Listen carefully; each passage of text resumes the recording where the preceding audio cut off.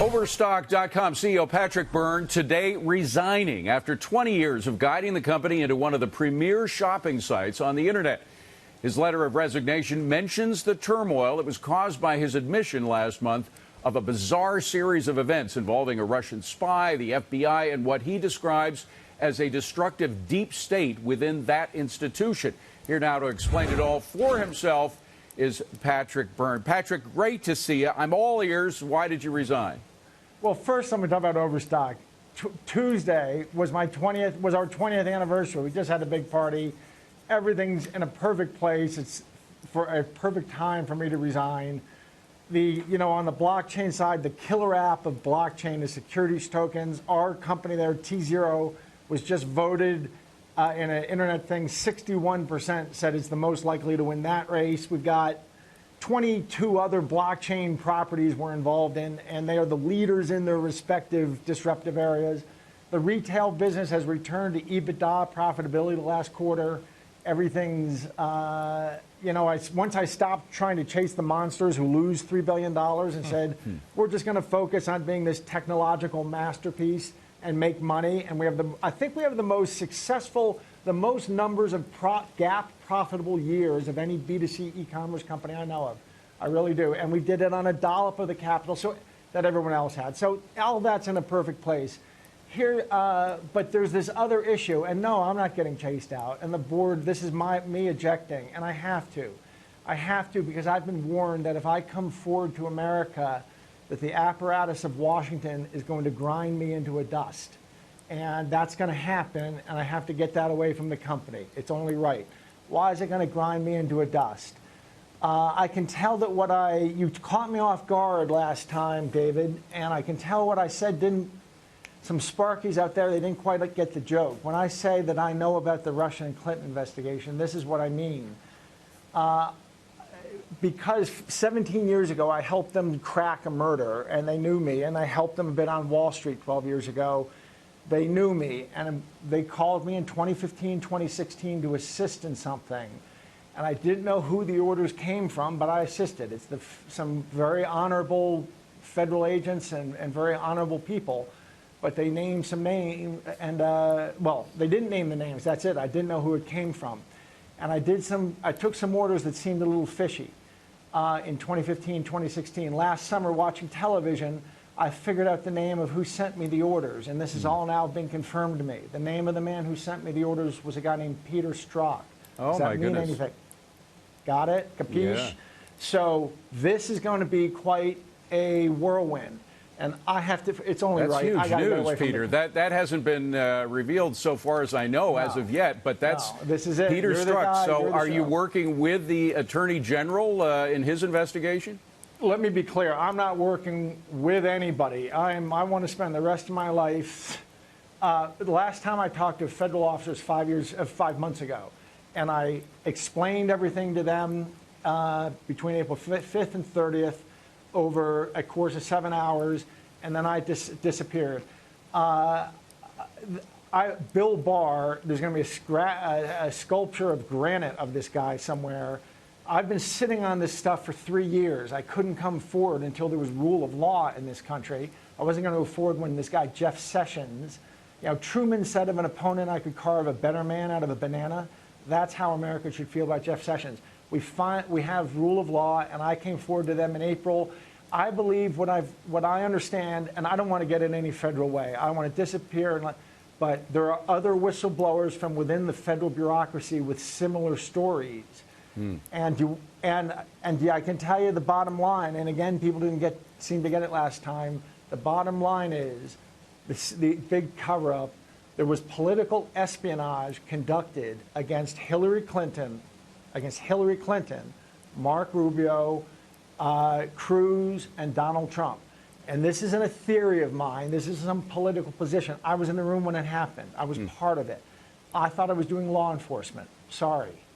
Hey, Patrick, Gary Smith, welcome to the show, and I hope the rest of your post-CEO career goes well.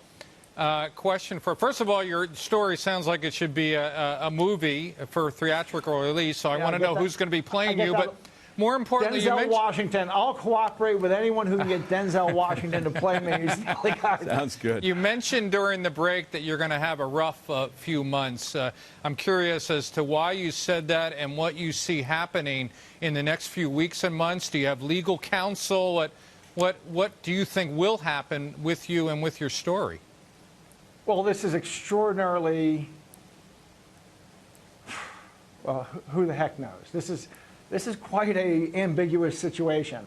But the issue is, I realized that these orders I got came from Peter Strzok, and as I put together things, I know much more than I should know, and it's right to keep silent. This country's gone nuts, and especially for the last year, when I've realized what I know, every time I see one of these things, somebody drives 600 miles to gun down 20 strangers in a mall, I guess I feel a bit responsible. So I have to come forward. I went to see my rabbi, and you know who my rabbi is, right? Mm-hmm. Who's my rabbi? Who's my rabbi, David? Tell us, Patrick. It's this guy in Omaha, and he said, Patrick, you come forward. He said, you can't let this sit with the feds. Let the feds do their job. You have to come forward to the American people. So I am. I never heard of the guy. I only figured out last summer who had sent me these requests. It was a guy named Peter Strzok, and he was doing it on behalf of 3 officials. I'm just identifying now as X, Y, and Z. They were named to me, and I've identified them to law enforcement. I believe there's a massive federal investigation that is going to turn up that there was political espionage conducted through a number of different venues against Hillary Clinton and against Rubio, Cruz, and Trump. I know for a fact. I know other people who were involved. That's what really happened. And my rabbi has said, you can't go you have to do this right now. People are killing each other in America. This is my Soylent Green is people moment or whatever. That's the truth. And Patrick, I'm just curious, I'm sure this was a very difficult thing for you to come to terms with and to deal with, and there was so much at risk for you personally. How do you see your life unfolding after this? I mean, you gave up your CEO position. I understand why. You have to do what's right for the shareholders, but making a decision to get involved in this has, cost you a lot. Well, what can I say? I guess what that's not the main event. And Buffett and I talked about that. And he actually said, the analysis here, Patrick, is what's good for the country. It's not what's good for you. It's not what's good for this or that. It's what's good for the country. You have to do this. So I did. My life, if you want to know what, I have literally been warned that I was warned about 9 months ago, if you come forward Washington, D.C., everybody in Washington, D.C. is going to spend the rest of your life trying to grind you into dust. And I'll tell you something else that'll come up. I believe I was offered $1 billion bribe to keep quiet.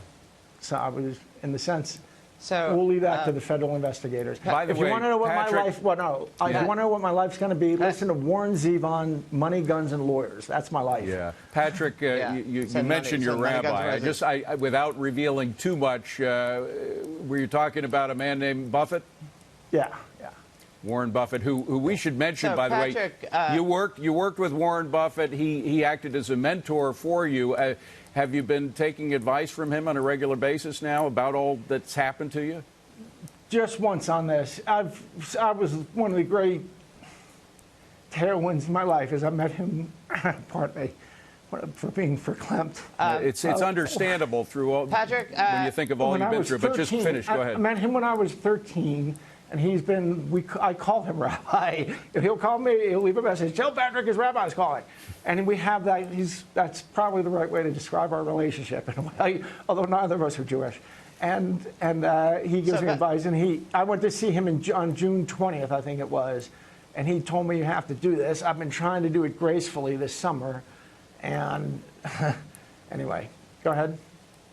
So Zach, Patrick, you're the CEO of a company that you started. You have a board, you have shareholders, you've got employees, and I've just got to ask you, Why were you involved in any of this, whatever any of this is? And I don't really know how to make heads or tails of it, although I'm sure it's going to be fodder for every conspiracy theory known to man. But why? I mean, yeah, you're also a CEO, and you have a fiduciary responsibility. You could have just said, look, this is not my lane. I'm not going there.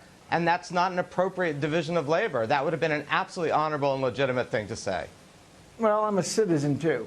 I'm a flag-waving hippie like Jerry Garcia. I'm a citizen, and I think that as a citizen we have duties, too. And if everybody helped out a little bit when they had a chance, life would be much easier. I've helped out twice in my life. Once when a friend of mine got murdered. I helped a guy named Brian Williams, and if you Google his name and mine, you'll find this story. A friend of mine was murdered. I helped the feds bring the murderer to justice, and it was my honor to help them bring the murderer to justice. And I helped them back 2005 to 2010 take down Wall Street. And both catching my friend's murderer and taking on Wall Street were consistent with my values, and it was my honor to help the men in black then. And it was just this third time they came to me, and I got some requests. I didn't know who the hell it came from, and it was fishy.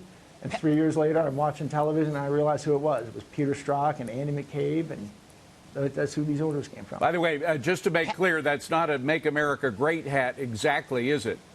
No, it isn't. What is it? Make America Grateful Again, correct? Right, with a Grateful Dead Steely. Okay. Look, when you see these lights or so. Yeah. Right. Patrick, Jonathan, go ahead. Patrick, very briefly, it's Jonathan Honig. Thank you for being with us. I think to Zach's point, you were CEO of a publicly traded company. You started the company. It's hard to see how some of this didn't have some impact on shares. I know there was a Deep Capture, which is a website that you were involved with that had some legal troubles. This might sound a little curt. It lost a suit in Canada. It lost a lawsuit in Canada. You're a journalist. You're supposed to defend the First Amendment. I didn't even have to do that. I have the same journalistic protections as the laws protect you. I didn't even have simply to fight for free speech. I took that case on in Canada. You're a journalist. You should stand up for me on something like that. Well, let me ask you just briefly, because you were, as the CEO, the person who started the company, this might sound a little curt, but how does it feel to see the stock rally when you step down? Look, well, there's this very odd, I feel great about it, because not only am I a shareholder now, and as a shareholder, I think I can actually tell you, given that what I've done, I don't think there's anything unethical about me saying this. Given what I've done, I didn't choose this fight. I'm doing it. If you want to help me, go buy your daughter a rug at Overstock.com. If you want to help me out, because the entirety of Washington, D.C., even though I've left the company, is going to be coming after who the heck knows. What's your question? It seems silly to me. You're a journalist. You should be smarter and stand for principles more than that question illustrated. Of course you have duties as a citizen, even when you're CEO. I never involved the company in anything. The company is completely unrelated. I have, extracurricular activities. I skydive, I surf, and twice in my life, when a friend of mine got murdered and when a bunch of goons on Wall Street, I figured out what they were doing. I helped the federal government take them down. And when they told me that they needed my help with this, and I thought I was helping with legitimate law enforcement, I helped them. It turns out I was a tool in a game of political espionage. I didn't know that. I only figured it out last summer. I thought that I was doing something legitimate, and a tiny little thing on the side that took me a little bit of time away from the office. And it turns out it was political espionage. I only figured it out a year ago. Yeah, Patrick. And by the way, for those who don't know, hold on a second, guys. Who was asking that question? What's the name of that fool? That was Jonathan Honig. But let me just say, hold on a second. Let me just say before things get too out of control here, that Patrick Byrne is one person who has never focused on the day-to-day movement of his stock, because he realizes how mercurial that stock movement can be. So, Patrick, in defense of your stand with regard to the stock, that's a long-standing one. But what happens now with regard to the whole blockchain that you have brought into Overstock as a part of Overstock? I know that you feel that that's a mission of yours. Where does that go from here? Oh, that's great. I've had an idea that this is probably coming since last July, since I put the jigsaw together. I didn't see there was any way that something like this would let's say likely happen someday. Who the heck knows? I've been preparing very carefully. These companies, are some of these companies, if they existed before we started them, it's just like some young guys, some Java monkeys with a blockchain idea. Hey, let's build a blockchain central bank. And it's like the show Silicon Valley. If you're ever sitting in it's like a bunch of guys like that. We would show up, provide capital, professionalize them, turn them real. Those companies now, they have boards of directors, they have capital, they're all over the world, they're solid companies, and we have this tremendous reservoir of blockchain talent back in Utah, right here in Utah, that sort of services all the other parts of the network. So it's really and John, the guy really who built this, I was maybe the blueprint, the draftsman, Jonathan Johnson, who was this great colleague of mine for 17 years, has built that and fleshed it in and has done a great job. He's becoming CEO, and he's super capable. Well, and it's an extraordinary idea, and I know both you and I think that there is something to this that may actually undermine some of the central bank nonsense that we're seeing go on right now. So you know what Sowell said about central banks? We have to run. We have to have you back, Patrick. Please come back and see us again. All right. I'm laying low. All right. Well, when you stick your head up again, we'd love to have you on. Okay. Take care, sir. Thanks for having me on all this time. Byrne. Bye bye.